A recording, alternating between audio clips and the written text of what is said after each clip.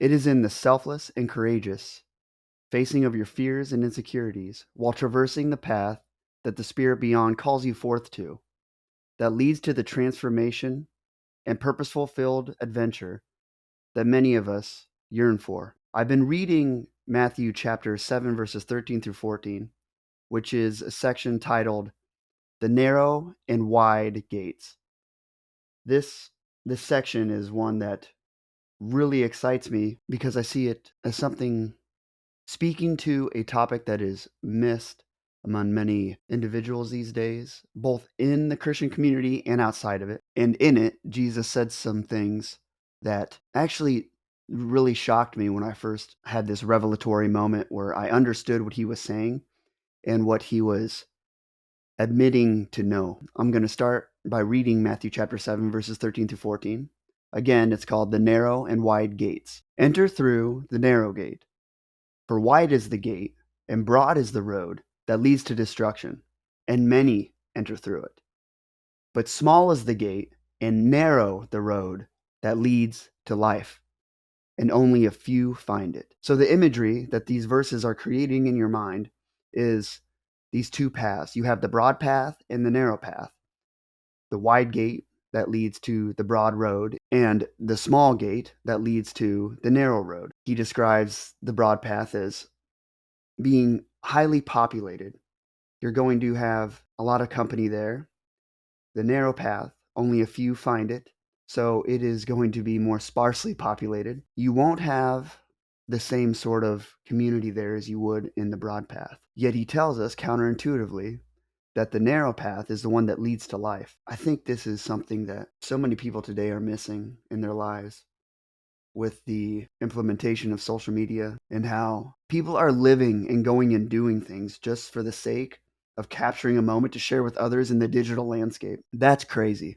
Not for the goal of fulfilling a purpose that the Spirit beyond has called them forth to, but rather just for the acquiring of the currency of likes, comments, shares, and subscriptions. You can find this rampant in the Christian culture as well. And yet, the studies show that today, loneliness is higher than ever. And Jesus is telling us how living on the broad path leads to destruction. And even though the broad path would represent things that are, let's say, the most popular choice, the comfortable choice, the one that seems most exciting on the outside, those are the things that lead to destruction because they are fueled with narcissism, selfishness, the striving for looking good in the eyes of others. Alternatively, he speaks on a small gate that leads to a narrow path that is less densely populated, doesn't look as exciting, but counterintuitively, it leads to life. What really blew my mind when I was reading this verse is how Jesus is explicitly stating that only a few find it.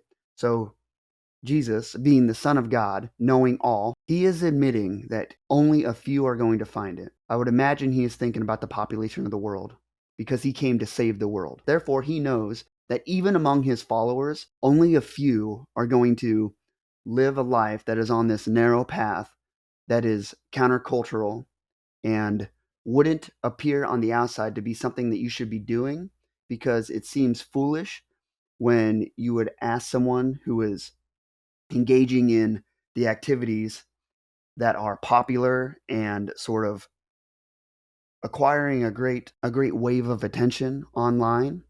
He's saying if you do things that are outside of the norm, that is what leads to life. When you enact this philosophy in life, live this life genuinely, it leads to fulfillment and adventure and a life full of meaning. It is full of facing your fears and your insecurities. And Jesus, talking about this narrow path, we can look at his life as the example that we should follow. It was selfless. His behavior was the antithesis of narcissism. He came here to save the world and save others. Whereas you look at people today and what is popular and what pulls our attention forth are things that are framed in narcissism. They are exciting for a short period of time. They give quick releases of dopamine as we're watching them. They fill us up with excitement and motivation, and yet they leave us empty and hollow. They are things that are done for the purposes of fulfilling our own set goals strictly for the bettering of ourselves. We can mask that orientation under the guise that we are doing it for the benefit of the population, that we are setting a standard and living out a life that if others were to follow me, it would uplift themselves as well. When really, if you told that person who is living that way that they were going to continue doing that for the rest of their lives, but they wouldn't get any sort of resource from it, no one would like their post, no one would share it, do you think they would still continue to do it in a manner that was so enthusiastic? If you told them that no one would ever care, but it was the correct thing to do because God cares, how many of those people you think would fall off? That sort of uncovers the selfishness that's hidden beneath and residing within the purpose of these actions. You know, when you face your fears and your insecurities, it isn't fun, and it's not something that you'll get support from other people, but only God really knows all of the little idiosyncrasies and intricacies that are hidden in your mind, maybe from a result of past trauma, for example. Only He really knows what that feels like to you. Only He really knows. So when He's describing the narrow path as only a few find it, in my mind, I think about how when I am facing insecurities that are a result of things that happened in my past, only I really know how that feels, and it feels lonely. Also, to live a selfless life, that sort of behavior is not popular because you are not looking out for yourself first. You are putting others before you. The adventure and excitement that most dream of attaining while viewing certain subject matters, whether that be stories, posts on social media, or viewing a cinematic story or reading a literature story, that sort of adventure and purpose can be found in facing your fears and insecurities on this narrow path that not many will find. And this path leads to life. It leads to the treasures of heaven. It leads to things that are given to you personally by God for living out the sort of commands that Jesus is giving in the Sermon on the Mount. He is stating things during this time that are countercultural. And this is something that we need to absorb as well. We now live in a time where we define our own nouns, verbs, adjectives. We believe that we are the decider of truth. We define truth, or that there is no actual truth. Truth is so personalized to us that when we look at things and interact with things, it only is what we say it is, and it doesn't matter what we do. Our lives can be whatever we want, and we will be filled with purpose, even if we are driven through completely selfish ambitions. That is being perpetuated as the ultimate goal and story in social media and in the world right now. It is popular. It is exciting. It's exciting when I see someone on social media share a picture of them with a beautiful backdrop of a sunset in some amazing city, or engaging in an activity that would require me to have vast amounts of money. And people paint this picture on social media of their lives being so filled with purpose and meaning, and knowing that you don't measure up to what standard that others have set for you because you believe that what others are doing is exactly what you should be doing, which is a perfect representation about how this broad path that Jesus is describing leads to destruction. And you view others traversing this broad path as doing things right because they seem so happy. Yet, if you start walking down that path, you don't feel fulfilled yourself. You can even go acquire everything that your favorite celebrity or social media influencer has. Yet you probably won't feel that same sort of fulfillment. And it's even a bigger problem if you do. Let's say you do get rich someday, and this whole time you've been driven by selfishness and a sort of push to uplift yourself in the eyes of others, to just prove that you could, rather than lowering yourself and lifting up God, lifting up Jesus as the highest standard. It is through the carrying of our cross and that sort of selflessness, the putting of others before ourselves, that we find the transformation and adventure that we're all yearning for. God has a calling for each of our lives, and it is found while traversing this narrow path that is filled with actions and behaviors that are not glamorous or pretty, and they are very challenging and difficult. They are things that you don't want to do. And speaking of that, what I think of just personally when I go about my day, I have come to think about my life in a third person perspective. And I think about, well, how God views me and what He's seeing me doing right now. And I think about how I am going to view myself in the future. And I also think, if everything I believe that God has put in me is going to come true, what would I tell myself? And how would I act? Not in the way that I see others acting that are maybe at a place that is similar to where I believe God is pulling me to, but the place that God is pulling me to right now, specifically in relation to my calling. I think I think about my life as sort of, I guess you could say, a video game. I am the character that is going through this great adventure. I am the one that has to face these monsters, face these demons, whether they are the result of spiritual warfare or something that I have done myself through a poorly decided choice in the implementation of my free will that God has given me. It could just be because I was being an idiot. And now I have to contend with these negative aspects of my life, and I have to face them. And I know this sort of philosophy, this way of living life, where you face all these fears and you face these things that you are absolutely petrified of, it can only lead to a positive benefit. It can only lead to great things. It can only lead to transformation. Let's take something that you don't know how to do. Let's say you want to learn how to be an acrobat. You are going to start practicing the skills that it takes to become an acrobat. Now, you won't be one the first day, the second day, the third day, but you'll first start to see patterns starting to arise in you. You'll start to see patterns in your trainers and what they're teaching you. This will lead to transformation. The covers will be pulled from your eyes, and you can start to see things that you couldn't before. Let's say the first day you came to class, you've seen people just performing certain moves, acrobatic moves, and it didn't really make sense to you.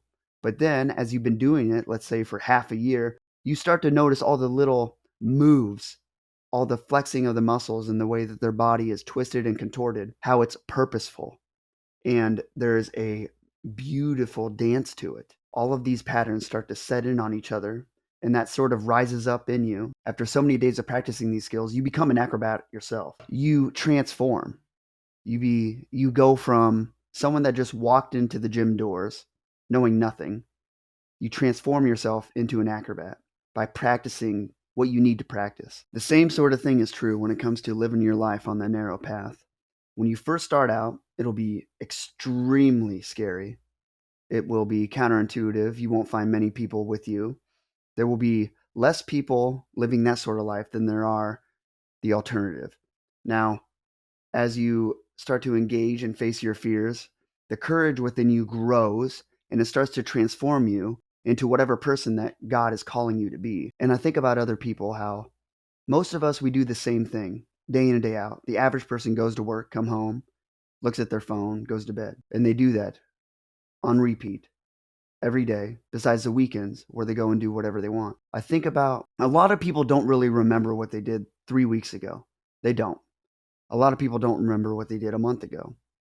A lot of people fill their lives with things that are inconsequential, purposeless. They aren't striving towards any goal. Then I thought to myself, thinking, looking at my life from that third person perspective that I was speaking to earlier, I might as well fill my life with the activities that are leading to me acquiring a goal that God wants me to attain for the sake of others and His kingdom. And that is how I look at my life. I want to die and just have God look at me and say, "You walked the narrow path." I want to live every day to honor Him and pursue the things that He wants me to pursue for His sake, not mine. I either want to die while striving for this, or attain the things that I perceive as God putting in my heart. There's a beautiful symbolic parallel that I found in the story of Adam and Eve when it comes to these narrow and broad paths. In the story of Adam and Eve, in the Garden of Eden, there was two trees. One, that was the tree of the knowledge of good and evil, and then one, the tree of life. And God commanded Adam and Eve not to eat from the tree of the knowledge of good and evil. They ended up eating from the tree of the knowledge of good and evil, and God ended up kicking them out because that was directly disobeying what God commanded them to do. And that led to destruction. And in this verse, Jesus is saying there's two paths. One of them is leading to life. So you have the tree that leads to life, and then you have the tree that is of the knowledge of good and evil, and it leads to destruction. Now, remember the snake in the Garden of Eden. He told Eve that this tree, you would attain a sort of knowledge and power that was akin to God. You would know things that you don't know right now. The only reason that you would eat from that tree is because your motivations are fueled in selfishness and wanting to prop yourself up, not God. Therefore, that kind of represents the path, the broad path that many are traversing on right now. You are going and pulling from that tree that God directly told you not to pull from. And what I mean by that is when you are living your life now and you are engaging in activities and behaviors and philosophies here on the earth that are not God honoring, it's the same as you pulling from the tree of knowledge of good and evil and eating that fruit. God has given us commandments that we are to follow. And Jesus, literally in the Sermon on the Mount, which this Matthew chapter 7 is contained within, gives us a blueprint of how to live life that leads to life. He's telling us in this verse that there is a narrow path, but only few are going to find it. And that is extremely sad, but it is the fact. And it is something that will plague society probably till the end of the earth. But wouldn't it be beautiful if you were one that led others to this narrow path? Wouldn't it be blissful to look at God and have him peer down at you and say, "This is my son or daughter, whom I am well pleased." He walked the narrow path that not many traversed. There were times where he or she was lonely. There was times when their behavior didn't reflect the things that they were telling others that God was telling them to strive for. But yet they still obeyed me. And I guarantee if you live that sort of life, that you believe in your heart of hearts, that you believe down to your core, that would result in God analyzing and saying his or her heart is postured in a way that they are truly striving towards living a life on this narrow path. I promise that your life will be filled with purpose and adventure beyond anything that you could imagine. It'll be much greater than anything that anyone can share or post. And one metaphor that popped in my head regarding this narrow and broad path is I like to think of it as the narrow path being on the side of a cliff. Let's say you come to these two gates. One is very large, one is very small. The small one happens to be the entrance to a trail that is on the side of a cliff, very narrow. The broad one happens to be on land, very safe. There's partying going on there. There's people jumping for joy. They are jubilant. They are engaging in activities that could be labeled as hedonism and things that are not God honoring, but it seems really fun. And yet at the same time, you could probably trick yourself in thinking, you know, they're all really having a good time. And it looks like they're bringing joy to others that are also engaging in this behavior. Therefore, they are uplifting others. And you could really want to go there. You could really feel the the spirit of self-fulfillment drawing you forth to that gate. Let's say you don't. Let's say you look to the left and there's this small gate that leads to this narrow path that's on the side of a cliff. Now, if it was on the side of a cliff, it would be very scary because you don't want to slip and fall down to your death. And there wouldn't be much room for other people beside you at all. It wouldn't even be possible to have very many people beside you. And when I say that in this metaphor, I'm not saying that God won't fill your life with people that will positively complement your calling, because he will. But there is a time when you stop and change your pattern of behavior from the things that you were doing that were not God honoring to the things that are God honoring, where the crowd that you hung with before will start to fall away from you. God will prune the thorn bushes in your garden. That happens with your social circles as you change your life. That'll happen even if you are following God and his intended purpose for your life in the correct manner, because there's different seasons to life. Nevertheless, as you're traversing this narrow path, you can feel lonely at times. And if you start to look down at all of the things that aren't there, such as the actual mass of the road that's missing that you would need in order to, let's say, you stumble or misstep, the physical width of the broad path, if that were applied to the narrow path on the side of the cliff, you would have a place to put your foot in case of mistakes. But here, that doesn't seem to be there. But what is actually there is the hand of God that will pull you up when you fall, because you will fall as you are traversing this narrow road. You will fall as you are striving towards the things that God places in your heart to go and accomplish for the sake of others and for the sake of yourself. You will fall, but God will be there to pull you up. You have to look to him selflessly. You have to say, Father, I can't do this by myself. God's there. God knows the intentions of your heart. God knows why you're traversing this path. God honors those that face their fears for the sake of accomplishing the whole purpose of your creation. Why wouldn't he? He created us as an extension of himself, being the only pure and benevolent source in the world. Him having a relationship with us is akin to him creating a circuit that is made up of the pure, benevolent goodness of God. It's beyond our comprehension, but we are made in his image. Therefore, the closer that we are with him, which it isn't enacted in a mode of slavery, because we have free will, we have a choice. We can choose not to accept God. We can choose to walk the broad path in life. But when we choose to love him, he draws in closer to us and himself and the goodness in which he is made of. So why wouldn't he be there to pick you up? Again, as I spoke on previously, last week, I talked about Matthew chapter 7, verses 7 through 12, if memory serves me right. That Jesus said that though we are imperfect, we can take care of our children. If that's true, how much more will God take care of us? And this verse comes right after that. So, yes, while traversing this narrow path, let's say it's on the side of a cliff, Jesus is saying, while traversing this narrow path, you will fall, but God will be there to take care of you. How much more will he take care of you than your friends, your family, and then anything you can think of? He's there for you. Of course, God is going to want you to transform yourself. And even if you weren't going to believe in God, the only thing that can happen from you facing your fears and facing your insecurities is positive transformation. It's extremely scary. And I know there is a cost to walking a path that is less traversed than others. There is a cost. But this cost, I would look at it as a sacrifice that I am offering up to God. I am sacrificing the things that everyone else is saying is valuable for the things that God is telling me to pursue for the sake of others. Jesus knows you're going to fall down, but again, God's going to pull you up. In the process of him pulling you up and you getting on your feet and then moving forward again, despite just previously falling, builds a stronger relationship with God. What I think of this as is something that's similar to how a blacksmith tempers alloy and he purifies it. And it's like beating it with a hammer, right? Sometimes when you fall, it's going to hurt. It's going to feel like a hammer is beating down on you.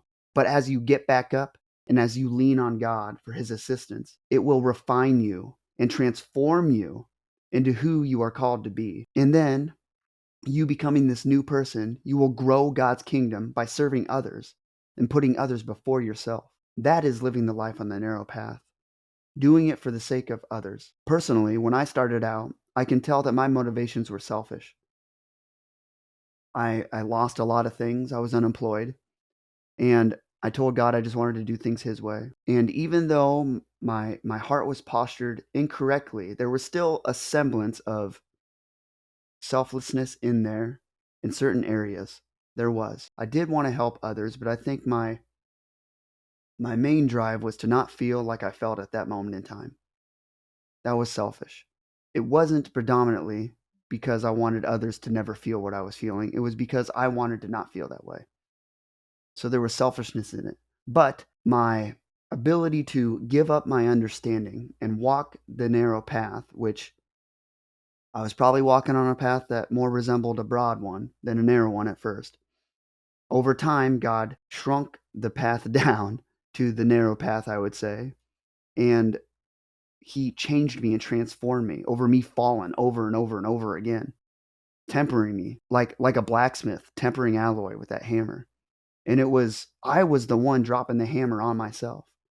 Yet God used my mistakes to bring me to where I am now, which I'm more happy than I've ever been previously in my life. Ever. It's not even comparable. I was sitting on a bench over here. I live on a lake, and I was watching the sunset, and I was thinking to myself, I don't really know how much better my life could get. Yes, there are many things that I desire. Yes, there are things that I believe God is calling me forth to in order to accomplish for a genuine sake of uplifting Him in the eyes of others. And as a result of that, uplifting them, there's a true selfless motivation in my actions while facing all these fears and insecurities that I am. But it's an adventure. If I pull my perspective outside of myself and look in, I can think, wow, you really have given up some things that made you quote unquote happy and fulfilled you. You really have changed. God's really transforming us compared to even a year ago. I come in every single day and I do the things I feel God's leading me to do. There's times during those actions where I feel very angry and upset, and yet God calms me. He he changes me after that. He changes me during those moments. I now have the ability to look at my activities in a retrospective manner that enables me to learn from it. I'm on this quest that is bigger than me. And even if I die without ever accomplishing it, I just want to know, like I said previously, that when I see God in heaven, He will tell me, you did good, son. You walked the narrow path. And since living this life, if I look at my previous weeks, yes, it's filled with the same thing over and over, but it's for a greater purpose. And I know that it is God honoring, even if it doesn't feel good during the times in which I am engaging in the activities. I know it is something that God can use to help others.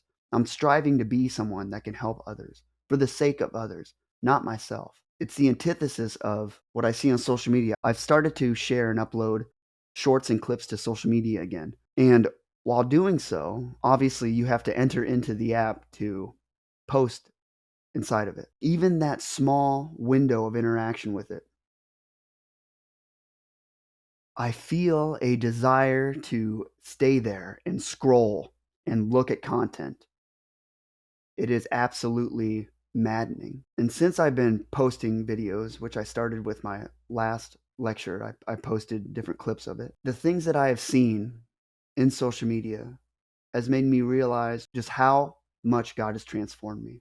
If you would look at clips that I uploaded maybe a year ago, they were more selfish than they are now. And if you would look at my heart, my desires, my motivations, you can see that I am genuinely living in a more selfless manner than before. I can see that the things that used to bring me motivation in social media now bring me disgust and irritation. I can see how 90% of it is fueled by narcissism. It's built within a framework that honors narcissism. And I see how God has just pulled me away from it. And for the first time, I've been able to actually post clips there. I know I feel that pull to browse in social media more, but I'm not actually doing it. Even now, after going and checking a clip to see if it's resonating with anybody, I don't get sucked into social media like I used to.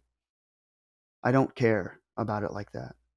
And now I view all of these people on there as living their life in the digital landscape. They are doing things for the sake of propping up the image of themselves in the eyes of others rather than propping up the image of Jesus and lowering themselves in the eyes of others. This is rampant, I think, in the Christian influencer culture. I can see how we have absorbed in the culture that surrounds us, in the culture that we live within right now. I can see how that has contaminated the perception that people have of a person who puts forth God's word out there into the world. There's so many influencers out there that I see share Bible verses, but the verse is like a backdrop compared to a huge picture of themselves, front and center. I can't stand it. I know that's hard and difficult because even in the clips that I share, it's like it's me speaking. I believe what makes it selfish is when you start to personalize it in a manner that shows your life as being something to strive towards and how much better you are than others, rather than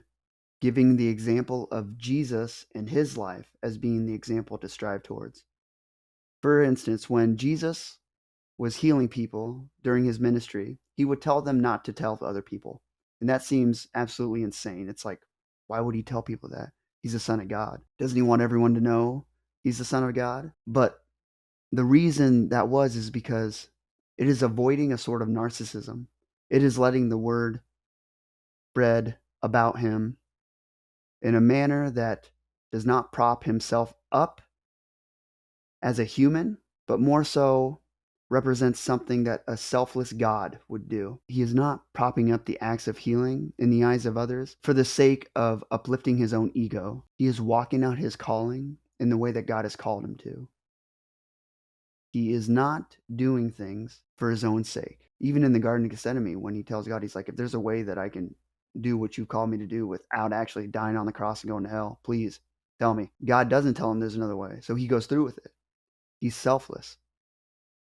We are in an age where the act of propping yourself up is attractive, exciting, and Christians call it something that is righteous and selfless.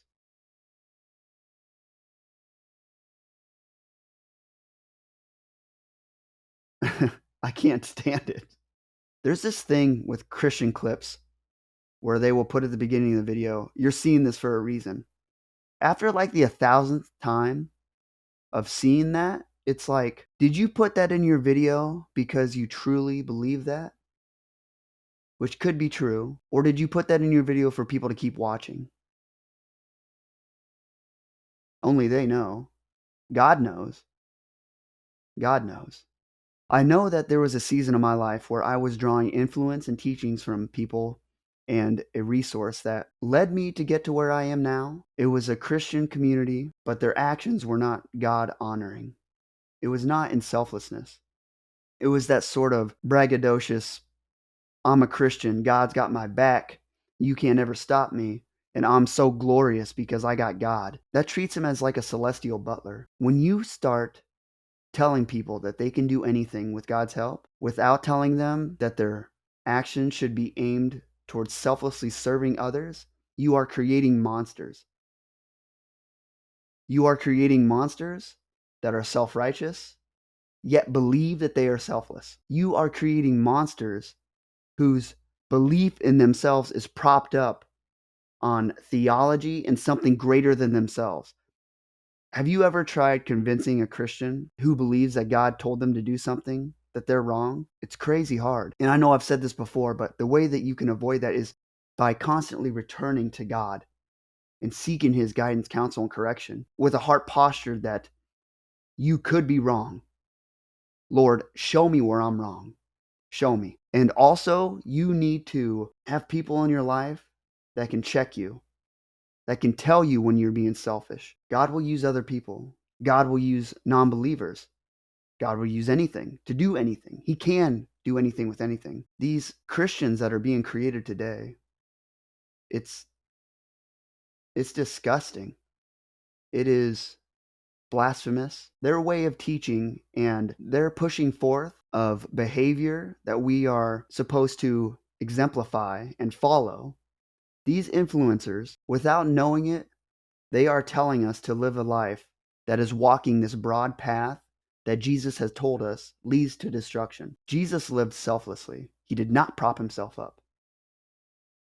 He got himself nailed to a cross. Yes, there were times when he said, I'm the Son of God. Yes, there was times when he flipped tables. Yes, there was. But he didn't do it for his own sake. And it's so hard to convince a Christian that they're wrong. It's so dangerous to be engaging in Christianic narcissism because it's really hard to talk people down from that cliff. Because there are times that God calls people to do things that are completely outside of anything we're used to. Look at the prophets in the Bible. There were some prophets that sat outside a town and told everyone that the town was going to be destroyed someday, and God can't stand all of the things that culture is doing, and they are on the road to destruction. And he would eat his own feces, for instance. There's crazy things in the Bible. There's crazy things God calls people to do, but none of them are propping up themselves. God doesn't tell people to prop up themselves. Moses gets in trouble with this. This is why he can't see the promised land himself, because he uses the staff to hit a rock, and he uses the power of God to solve something in a way that would uplift him in the eyes of others as a God himself and would cause others to worship him. He directly disobeyed God by not living selflessly, and that stopped God from having him see the promised land physically himself, besides the moment when he was up on the cliff and God revealed it to him in his head, I think it was, or his vantage point, whatever it was, off in the distance. He didn't actually physically get to go and reside within and interact with the promised land. He didn't. And in the same sort of manner, today, Christians uplift themselves. We have pastors that are enacting behavior and engaging in behavior that is a public display of their faith in a way that uplifts themselves. It is a direct replication of what Jesus tells us not to do in the Sermon on the Mount. Jesus tells us not to pray in public for the sake of uplifting yourselves, for that is hypocrisy. What are we doing on social media every day? What are Christians doing now? And it's a hard balancing act, I know. You have to search your heart and your soul. I'm sure that I'm failing in this area of life, at least in some manner. And I think we all will until we die. None of us are perfect. But we really should take a hard look at ourselves and think, what am I doing for the sake of myself rather than for the sake of others? That's why Jesus instructs us to walk this life on the narrow path, on the narrow road that will help humble you. It is one that not many will traverse. It's very sad to me that Jesus explicitly states that there will not be many that find it, which reflects the times of today. Don't mistake what I'm saying as me thinking that I'm better than others, because I'm not. I find myself all the time looking at my own actions and being like, that was selfish. And you did that just because you were frustrated with something. And if you were truly selfless, you would have just continued serving in that area despite how you feel, because that would result in bettering others. God has a beautiful plan for your life if you will carry your cross and live for the sake of uplifting others. I've heard Jordan Peterson say that in brain scans, when they've scanned people that are anxious and when they think of themselves, and there's literally no difference. And that really speaks to how if you live your life for the sake of serving others, it's less anxiety. It's living a life that causes you to be less anxious and filled with concrete purpose, as compared to one where you're entirely focusing on accomplishing your own goals for the sake of yourself. That's amazing. There's purpose, the text in the Bible. God loves you. And I would just encourage you to try to look at something in your life and analyze it through maybe a third person perspective and think, if I believed God were real and I believe that he's looking at me right now, and if he could tell me while standing right beside me as I look at my own life what he thought about it, what would he say? And what would you tell yourself in the future if you believe that everything that God told you is going to come true? Or if it doesn't come true in the way that you have perceived him saying it to you, that it would at least end up in the best result possible, because that is what God does. God answers our prayers in the way that is right. He doesn't reduce the answer to what we want. He raises the answer to what is right. And God will transform you. He will do things in your life that you do not believe is possible. He will help you. Walk that narrow path. Look at your life. Think about the things that you engage in every day. Are you truly inhabiting the faith that God is real and lives within you via the Holy Spirit if you've accepted Jesus as your Savior? Or are you more so living day to day, just repeating the same cycle and just wanting to get through to the end? Are you absorbing all of the cultural trends that you see today, popular on social media? Are you wasting the life that God has given you here on this earth, viewing what others are doing and glorifying them and fueling their own narcissism? Are you adding to the problem to not only yourself but others? Think to yourself, what can I do? Ask God, get on your knees and ask Him. Tell Him, God, I need your help. I don't know what I'm doing. I'll live my life your way. Please show me how to start. And if you don't think you hear anything, I would ask you to pray to God to help you create a goal and just set a standard somewhere. Write something down. And then over the week, you can think to yourself during certain times in the day, let's say you could create a sort of reflection time for you to ask yourself in a self-analytical manner, am I engaging in behavior that will result in the goal that I am striving towards? Am I drawing closer to it or further away? And I'm going to warn you, do not allow acts of nature to sway you and sway your belief in God and sway your belief in what God can do through you for the sake of His kingdom and others. Live for something bigger than yourself. Focus on the treasures of heaven. God specifically made us in a way that our attention and focus should be on things larger than us while working on the things in front of us for Him. That's what keeping your eyes on the treasures of heaven is about. Not getting lost in the mundane and the evil down here. Ask God to search your heart, show you any iniquities, anything that you're doing outside of what He would deem as living a life, traversing the narrow path.